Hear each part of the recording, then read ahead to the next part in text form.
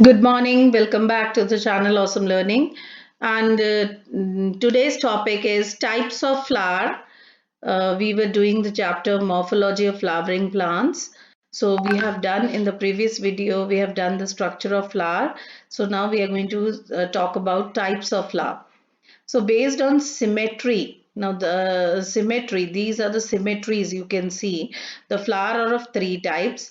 First is actinomorphic, which is also called radial symmetry. This is actinomorphic flower because you can cut it to two equal halves from any radius. If you take any radius, the flower will be divided into two equal halves.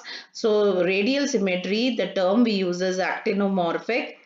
Then comes zygomorphic for bilateral symmetry, that is, there is only one radius through which the flower can be divided into two equal parts.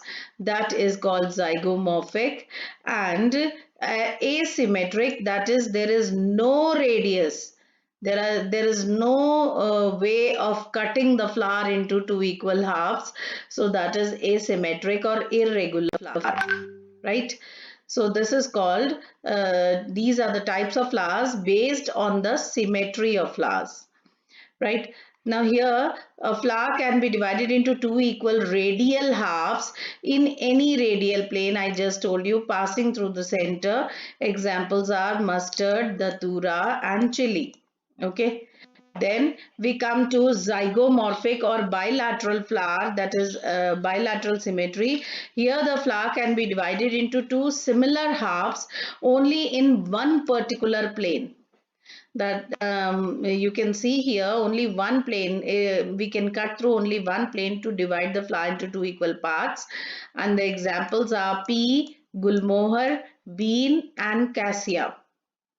Then asymmetric or irregular flower, here the flower cannot be divided into two similar halves by any of the vertical plane passing through the center. The example is canna. Okay, so these are the types of flowers based on the symmetry. Now, types of flowers based on the number of floral appendages. Flowers are of many types.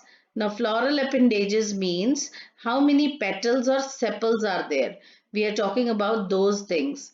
So, first is trimerous. Tri, as the name suggests, tri means three. Okay, so the floral appendages are multiples of three. They can be three or they can be multiples of three.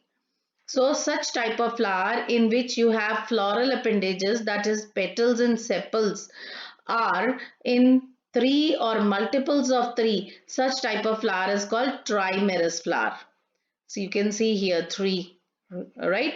And here how many are there? 1, 2, 3, 4, 5, 6. So multiple of three, right? Then we come to tetramerous. As the name suggests, tetramerous means four.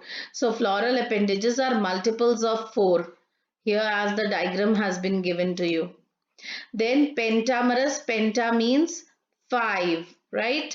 So floral appendages are multiples of five. So these are the examples of pentamerous flowers. So types of flowers based on the number of floral appendages.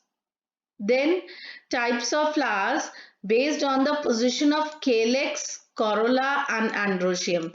Now children, what is calyx? The collection of sepals is called calyx. The collection of petals is called corolla and the collection of stamens is called androecium. So, depending on the position of the calyx, corolla and androecium, the flower is again of three types. Over the ovary rather, because flower का जो ovary और thalamus है, that is the base है ना, तो इसी के ऊपर होते हैं ना ये सारी चीजें. So the position of these parts on the ovary or thalamus, the flower is divided into three types: hypogynous, perigynous and epigynous. Now let's see what are they. Hypogynous flower. Here gynoecium, that is the female part, okay, occupies the highest position while other parts are situated below it. Now you can see here in the diagram, this is the female part, the gynoecium, stigma, style, ovary. This whole is the gynoecium, and other parts are getting arised from below the gynoecium. बाकी के सारे appendages gynoecium के नीचे से आ रहे हैं. देखो androecium भी gynoecium के नीचे से आ रहा है, petals भी gynoecium के नीचे से आ रहे हैं, sepals भी are placed below the gynoecium. So here the gynoecium is superior and all the other appendages are situated below it. So we will say that ovary is superior. Here the ovary is superior. Again in this case, this is hypogynous flower. This is hypogynous flower. You can see. So here the ovary is superior. Examples are mustard, China rose, brinjal. So such type of flower where ovary is superior, this is called hypogynous flower. Right? Then we come to perigynous. Here the gynoecium is situated in the center and other parts of the flower are located on the rim of the thalamus.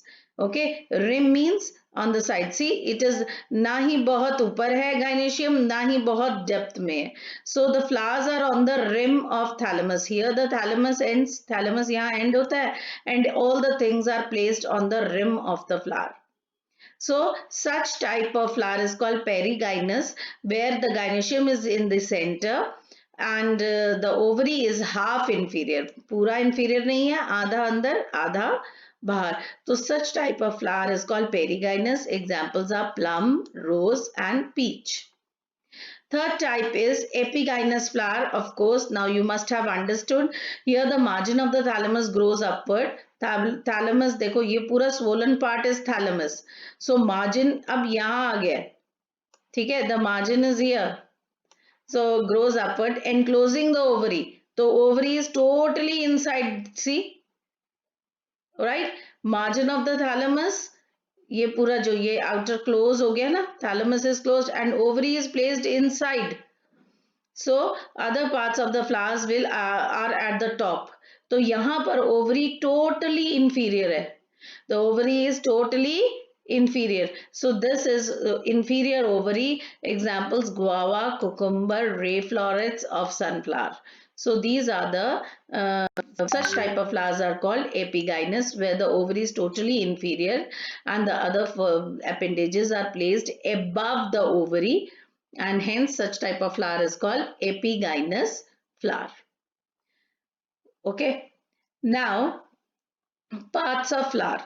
Children, flower has four whorls as we know: calyx, corolla, androecium and gynoecium.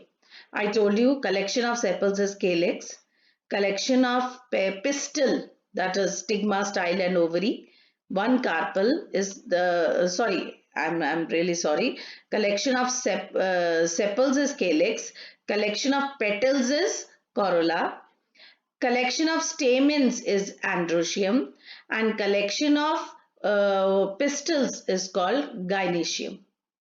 So as you see here in the diagram, each stamen has two parts. One is the filament and the other is the anther.